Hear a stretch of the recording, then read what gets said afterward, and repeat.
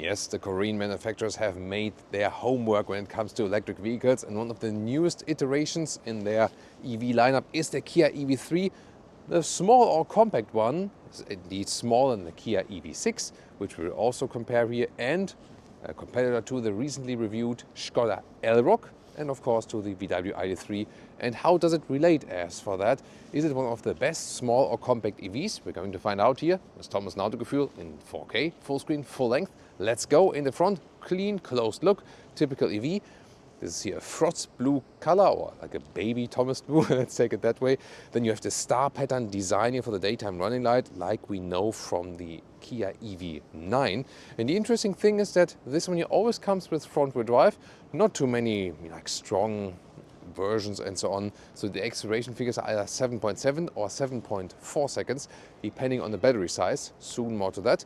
So front-wheel drive only, and 17 or 19-inch wheels. These are the 19-inch wheels, and yeah, that kind of triggers my OCD a little bit, because when you look to the front and the rear, these are not, like symmetrical in the way, So it's always a little bit off because of the differential, most obviously. So they will never look like lined straight. You know what I mean? Tell me what you think about that in the comments. And then here, rear doors have the integrated handle right here, so that's also pretty neat. And the charging flap is actually right here in the front. And this is good when a wall box, we just went to the car wash by the way, so this is actually good when a wall box is hanging just right in front of the vehicle. So in most cases this one will actually be more practical. Or what do you think about that? Yeah, and about charging and batteries and so on. So there's a big battery with 81 kilowatt hours, or there's a 58 kilowatt hour battery. Both are gross figures, and with Hyundai, Kia, Genesis, you have to deduct about 5% buffer from that figure. They don't officially release the net figures, sadly. DC charging peak for the big battery at 128 kilowatts, but both batteries are around 30 minutes from 10 to 80% state of charge. And soon more about the consumption and also the real world range. Obviously winter time at the moment in Germany. It does feature a heat pump. You can get one, you can order one. It's not standard, or it depends on the market and the version. But we definitely need that here to reduce the range losses. Again, at the end of the review, I tell you all about what we have tested for the concise real world consumption. Then here, that once again this star pattern here in the rear. I think the design really works. It's a more upright styling, more angular in the look. However, then also the CD value is not that great, so not best aerodynamics. Let's see what happens then when we later on go to the German Autobahn. I really love the turning indicators or the hazard lights here, especially in the rear. Look at that. Has almost like this battery status design, right? So that's pretty cool. And of course I want to check out how the indicators look in the front, and also about the frunk. Here we go. They replaced the daytime running light, so that looks actually quite cool. As for these indicators, there's no matrix LED available though. As for the main headlamp unit, these are always these beeping sounds. I've mentioned a couple of Kia, Hyundai and Genesis reviews. There are some beeping sounds that you have to do by law, but then there are also some that are not that necessary. And also the question is, what do you do as for the sound design? And here I think everything that gives a beep is always pretty annoying. So I think they should work on their beeping sound design. In the front, there's a small frunk. Oh, look at that. Ain't that cute? Oh, small frunky boy. Yeah, but I mean, you could put a small charging cable there. So very good to have it, definitely. You guys are on camera. Hey! So these are some fans, yeah? So live meeting here with some of our fans from the community. And they just, I'm not sure if you've seen that, they held up a smartphone where they watched the BMW 7 Series vs Mercedes S-Class review. So best greetings to you, if it was you. Hope you were watching still here. So beep, beep, beep. Good that the car takes care of that when I'm talking, right? So when you approach the vehicle, have the key in your pocket or in your hand, then these door handles automatically pop out. So it's nice, and you press here then to close the vehicle again. There we go. And then the door closing sound. It sounds nice, really solid. also in the rear. So that's actually pretty cool. The inside of the door is hard packed, but it has a nice structure to it. And here's some fabric, also softer for your elbow, and also real buttons here, always at the inside of the doors. That's cool. One of my favorite features here, you can activate the steering wheel heating or the seat heating directly at the inside of the doors. Easy to do that, a real button for that, love that. And the key fob itself has a nice, yeah, almost ceramic-alike structure. It's not ceramic, you know, but a like structure to it. So that's pretty cool. No felt cover at the inside of the door, so this is all harping and also pretty slim though. Steering wheel with real buttons, that's nice actually, and also animal free, both for the steering wheel and for the seats. Kia has a very sustainable approach, and they also have a high recycling share and also a bio-based share in the materials. In either fabric seats or here the high grade of the red, both is available. And the material choices here, especially in the front, this is actually really soft and nice. The material itself feels high quality. Just the only thing, like here in the back area, so here I feel they could have made more seating depth, so-called Einsitzhöhe, to make it a little bit softer. And there I feel that also the Skoda Karoq, yeah, that one too. I mean, Skoda Elroq and the Kia EV3 is a little bit better in the seating. More to the differences also later on in driving. Here also electric seat control. That's only for the driver though. Cockpit here in the front, very interesting, very modern styling here with a fabric living room atmosphere. The air vents are also manual to control, and pretty cool, here you have a manual climate unit. So here, colder, warmer, fan speed and so on, that's cool. And also with a central separate screen, zoom more to all the screens. Some hotkeys here in this middle area, and also a manual volume jog here in the middle part. However, you also have a manual volume jog here on the steering wheel. If you, by the way, press and hold this one, you deactivate this speed limit chime if you exceed like 1 kilometer an hour and so on. Yeah, and also very interesting lower middle console we have here. So in the front you can see charging methods. Either the left one is charging only or connection plus charging. You can choose that actually, and the right one only for charging.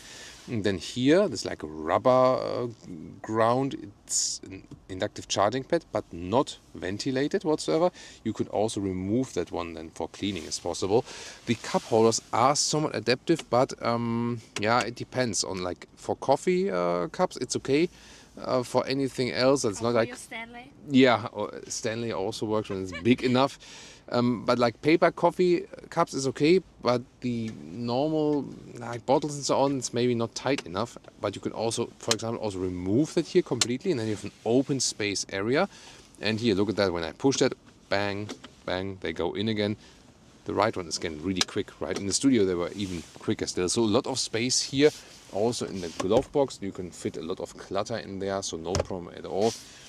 Yeah, so for a small car, you have good space over here in the front, and here 1.89 meters, 6'2", you have enough headroom left as well. And yeah, everything looks and feels like actually also a nice build quality. And when you wait for this vehicle to charge, maybe like 30 minutes from 10 to 80% state of charge, then you can also use this one here. So it's a very interesting service here. You hear how it feels a little bit rough, and then you can actually fold this forward like this. Also, you know, goes in there, and then you can fold this one. You have like a central table, for example, for working. You can put the laptop here, and then, you know, doing some coding and, you know, hacking or whatever while charging. Driver POV here with the drive modes. You can also put the sport mode here, and also the instruments change a little bit here, and really good control on the steering wheels here. Left side, for example, for the cruise control, right side for the volume, and then the instruments itself. You have the range left there, for example, so good to see. Look in the lower right, recuperation levels 0, 1, 2, 3, and then when I hold it, there's the I pedal, and I can activate it or deactivate it. And the different levels, most obviously the recuperation levels, and level 3 is the strongest one, level 0 the weakest one.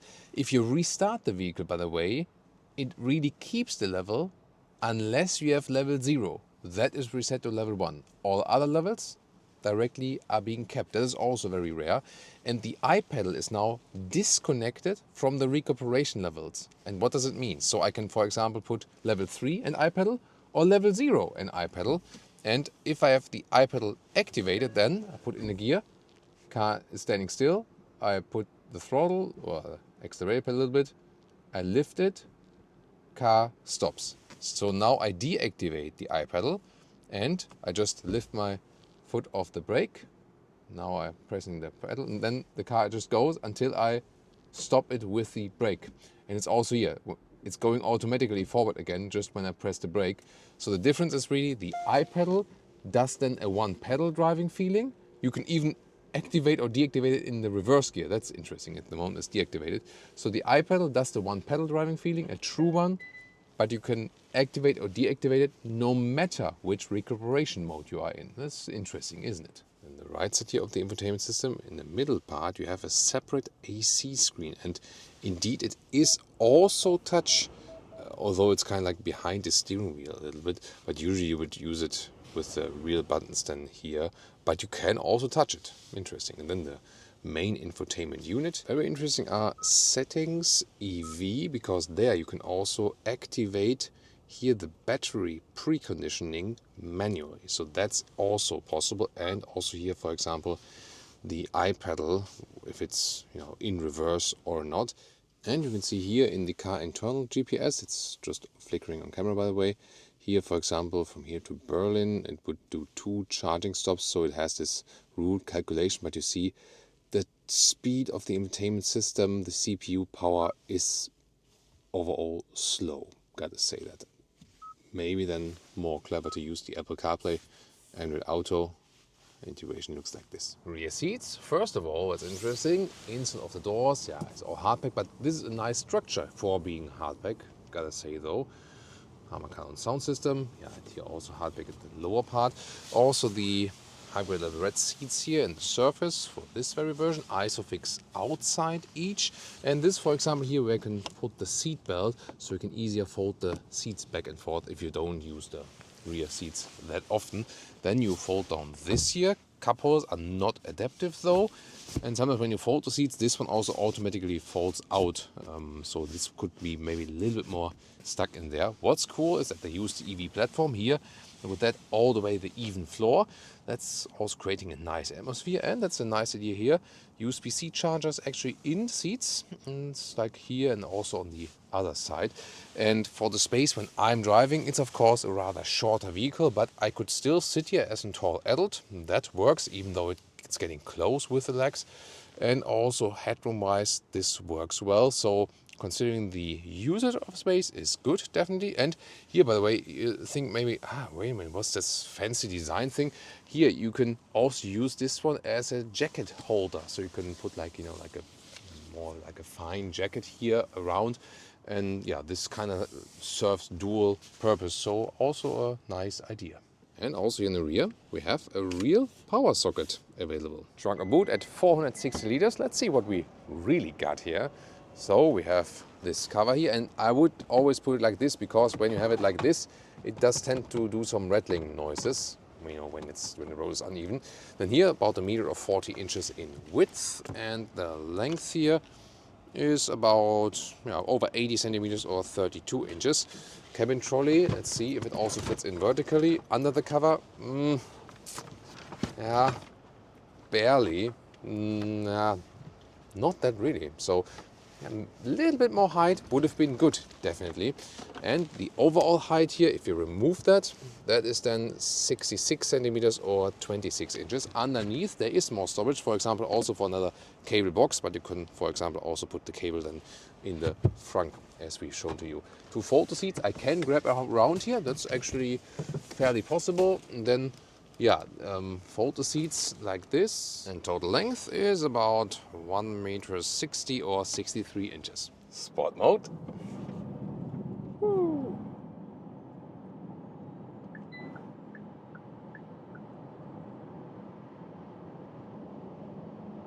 130.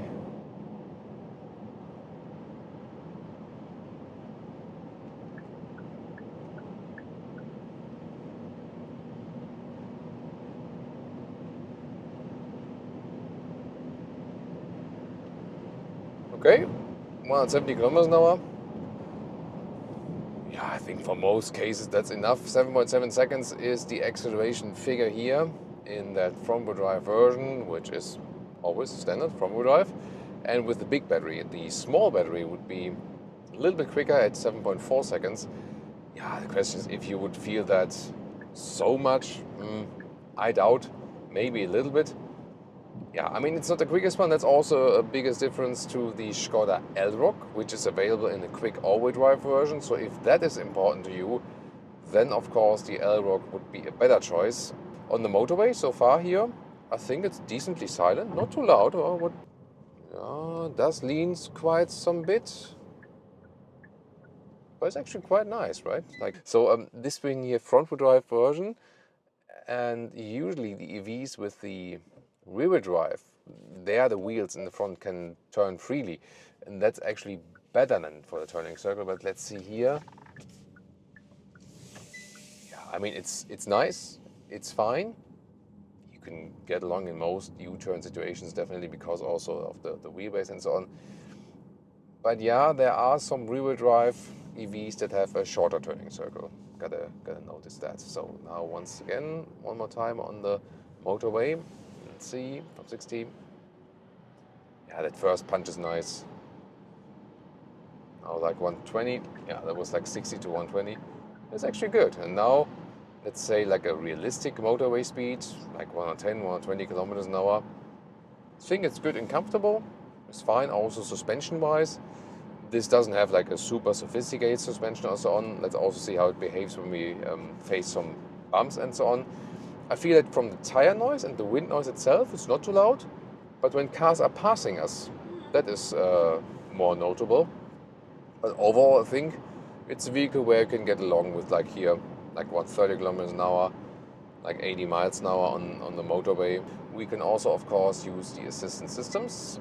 So we have here adaptive cruise control and also with active lane keeping. Let's see how smooth that is being done. See here the motorway is also slightly bent to the right. Now it's reducing the speed quite significantly. Yeah, you can also here set the distance. For example, now I lowered the distance a little bit because I felt it was a little bit too early. The distance was set a little bit bigger. But so far, also quite nice. Some corrections here on the steering wheel, but I mean, not too bad. So that also seems quite sophisticated. Here now was some acceleration again. Let's see. Now it's a little bit slower traffic. It's a good test here actually. Also how smooth then it is. Because sometimes Leah tells me, yeah, better do that yourself in the traffic because it's for the passenger not that good when the ACCs are maybe like pushing too much, then braking too much again. But here so far, that braking process was quite smooth, so like that. Here now some corrections, but yeah, seems that also assistance systems wise does a good job. Here is a blind spot monitor in the side mirror, and when so yeah, it doesn't give like a flashing or something like that, but I mean the red triangle is there, and that's fine. It also comes early enough.